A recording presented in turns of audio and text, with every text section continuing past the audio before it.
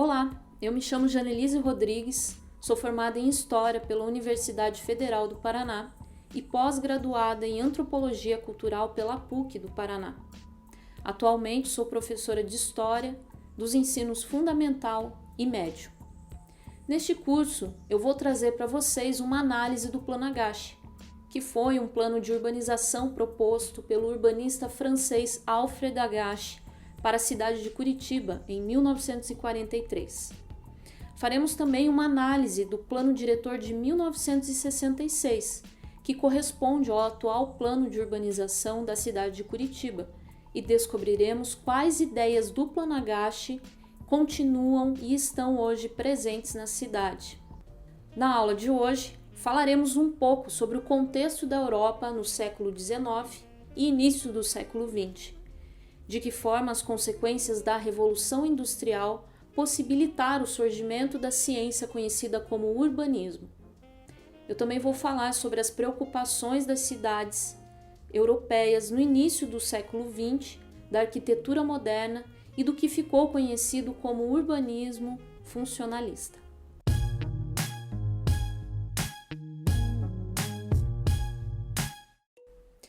Para falarmos sobre o planejamento de cidades ou sobre o urbanismo, precisamos primeiramente contextualizarmos o período referente ao século XIX na Europa, uma vez que a ciência intitulada urbanismo passou a desenvolver-se com mais força no quadro que se instaurava por conta da Revolução Industrial.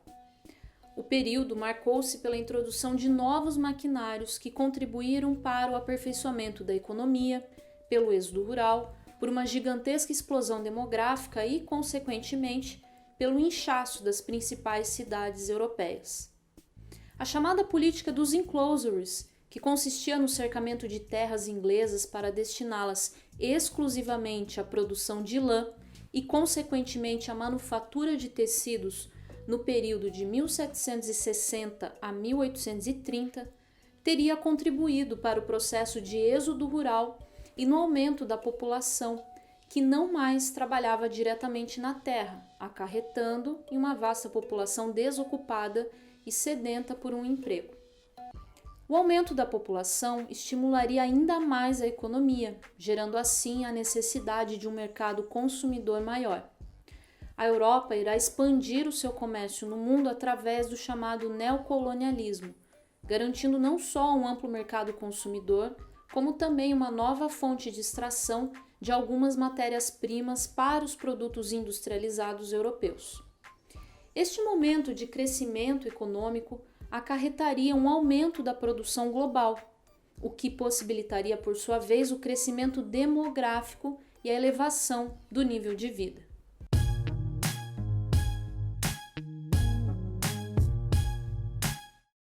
O inchaço dessas cidades traria também uma série de novos problemas. O êxodo rural, assim como o desenvolvimento das cidades que concentravam a produção e o capital das indústrias, desencadeou um crescimento desgovernado, sem nenhuma espécie de planejamento prévio, ocasionando graves consequências na base estrutural dessas cidades.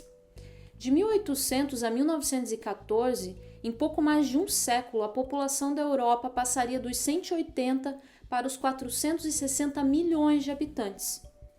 A fim de disciplinar essas massas que traziam problemas de grande proporção devido à sua concentração em certos pontos de espaço, uma nova ciência se fazia necessária, a ciência da organização das massas sobre o solo urbano. O aparecimento do urbanismo entre as ciências e dos urbanistas entre os pesquisadores foi, portanto, a consequência de novos problemas colocados por fenômenos cuja amplitude não tínhamos ainda conhecimento na história. Paris será um grande centro de pensadores preocupados em solucionar o novo quadro que se apresentava na arquitetura das cidades agora recém-industrializadas. Será na França, inclusive, ainda na primeira década do século XX, que o termo urbanismo se escutará pelas primeiras vezes. Essa tomada de dianteira pelo país acerca dessa nova ciência esteve relacionada às grandes transformações pelas quais Paris passou durante o século XIX, assim como sua já tradição de séculos precedentes em construtores ou embelezadores de cidade, como André Molé ou Nicolas Henri Jardin.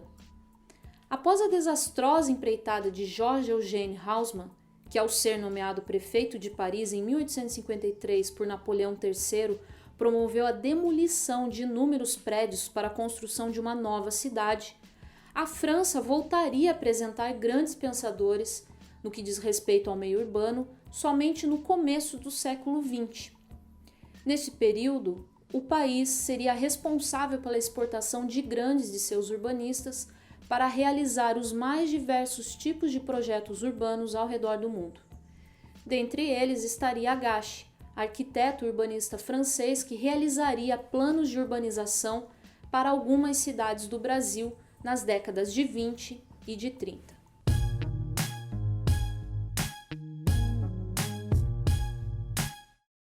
Alfred Donat Agache iniciou seus estudos em Paris, na Escola de Belas Artes. Foi professor, teórico e profissional atuante da Société Française d'Urbanistes, SFU, onde desenvolveu seus conhecimentos acadêmicos e profissionais no chamado urbanismo francês. Durante o começo do século XX, esteve presente nos principais eventos e discussões que levavam como principal item de pauta a preocupação com os novos problemas apresentados pelas cidades europeias. Alguns contemporâneos atribuem ao próprio Agache a criação e a caracterização do termo urbanismo, devido à sua forte participação nesses eventos. A Conferência de Town Planning, realizada em Londres em 1910 e que mais tarde ficaria conhecida como um dos primeiros eventos a debater os novos problemas do urbanismo europeu, reuniria arquitetos e cientistas de vários países, destacando-se os franceses e contando com a presença de Alfred Agache. Em abril de 1935, Agache inaugura uma nova revista mensal de sociologia intitulada L'Étude sociale. Por meio da publicação de um artigo intitulado Um exemplo de sociologia aplicada, urbanismo, o arquiteto passa a defender aquilo que seria uma das marcas principais dos seus estudos, referentes ao urbanismo do começo do século XX. A necessidade de se entender o urbanismo como sendo um problema de cunho sociológico.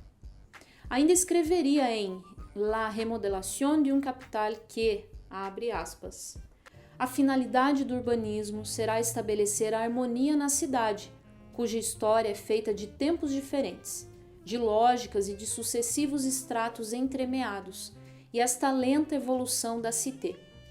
Ciência de observação que, por conseguinte, exige uma preparação cuidadosa, arte de composição.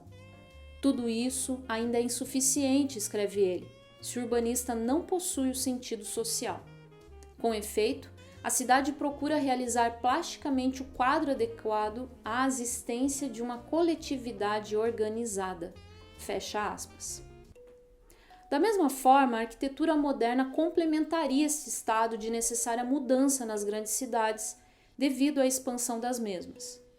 A busca por um rompimento com o passado tradicional e arcaico e o atendimento aos interesses da era da máquina guiarão esta nova arquitetura no começo do século XX. As duas grandes guerras também contribuíram muito para a aceitação e implementação da arquitetura moderna na Europa. A necessidade de reconstrução rápida das cidades destruídas pelas guerras irá se adequar aos planos da arquitetura moderna de divisão funcional da cidade e da construção de grandes conjuntos habitacionais não mais em quadras, mas sim em blocos. As linhas do pensamento da arquitetura moderna serão melhor definidas no primeiro Congresso Internacional de Arquitetura Moderna, conhecido como CIAM, realizado em 1928 na Suíça. Neste congresso serão discutidos os principais rumos da arquitetura e do urbanismo, assim como a elaboração da Carta de Atenas, considerado o principal documento referente à arquitetura moderna e aonde estará sintetizado o que mais tarde ficaria conhecido como urbanismo funcionalista. Segundo os cientistas reunidos neste congresso, a cidade deveria estar devidamente dividida no que eles consideravam as funções essenciais para o bem-estar da população, que eram moradia, trabalho, lazer, circulação e patrimônio histórico. Ao dividir a cidade de acordo com essas funções básicas, os arquitetos modernos acreditavam que o convívio humano seria muito mais dinâmico e poderia, de certa forma, extinguir possíveis divisões entre os estratos sociais. O maior representante do Cian, autor da Carta de Atenas, e também considerado até os dias de hoje como sendo o pai da arquitetura moderna, será o francês nascido na Suíça, Le Corbusier. É ele quem levará os créditos por boa parte das ideias modernistas presentes em várias cidades europeias e inclusive também algumas cidades do mundo. A partir desse novo modelo de divisão da cidade, o antropólogo James Houston, em seu livro A Cidade Modernista, uma crítica de Brasília e sua utopia, mostra as características dessas novas funções básicas relacionadas à vida urbana, a partir da arquitetura moderna. Ele coloca da seguinte forma: número 1. Organizar a cidade em zonas exclusivas e homogêneas de atividade, baseadas numa tipologia pré-determinada de funções urbanas e formas de construção. 2. Concentrar a função do trabalho em relação com assentamentos dispersos de dormitórios. 3. Instituir um novo tipo de arquitetura e organização residenciais. 4. Criar uma cidade verde, uma cidade no parque. 5. Impor um novo sistema de circulação de tráfego. Através dessa classificação feita por Houston, fica claro que a arquitetura moderna irá caracterizar-se pelo forte apelo à estratificação da cidade. Isso também vai se assemelhar ao conceito empregado por Le Corbusier, referindo-se à cidade como sendo uma máquina de morar. Logicamente que o termo estaria fazendo referência a todo o potencial maquinário da época e do momento vivido pela Revolução Industrial. Assim como o sistema taylorista, pautado pela divisão de tarefas entre trabalhadores e a correspondente especialização funcional desenvolvido no começo do século XX, Le Corbusier acreditava que se a cidade se dividisse em funções como uma máquina ou como o próprio sistema de taylorismo, poderia alcançar a perfeição da urbanidade. Ainda com relação à máquina de morar, Houston complementa, abre aspas, o modelo da máquina determina não apenas a ideia de desmembrar a cidade em suas funções essenciais de moradia, trabalho, recreação e circulação. De modo mais significativo, ele requer a reorganização e, ao mesmo tempo, a redefinição dessas funções. Propõe que se relacionem entre si por meio de um plano geral que irá garantir que cada uma delas desempenhe sua tarefa em harmonia com as demais, como ocorre com as engrenagens de uma máquina. O modelo modernista faz bem mais, todavia, do que prover um esquema dessa ordem funcional. Ele não pode simplesmente aceitar a identidade dessas funções tal como se constituíram no caos da cidade do século passado. Fecha aspas. O repúdio à cidade tradicional do século passado ficará claro não só nesses discursos funcionalistas dos arquitetos modernos, como também na prática. A falta de valorização das partes ou de monumentos históricos da cidade se complementará pela demolição de alguns setores específicos da urbe para a construção de novos edifícios que expressassem, enfim, ares modernos. Este silêncio sobre a tradição encontraria ainda estímulo nos próprios regimes conservadores, totalitários e fascistas do período entre guerra na Europa, que procuraram reforçar os seus próprios ideais através da implementação do novo e do repúdio ao passado. Na nossa próxima aula, vamos analisar um pouco sobre as investidas urbanistas no Brasil do início do século XX, a influência da arquitetura moderna no Brasil e de que maneira o arquiteto Alfred Agache se transformou em um dos primeiros a lançar um plano diretor em Curitiba. Até lá!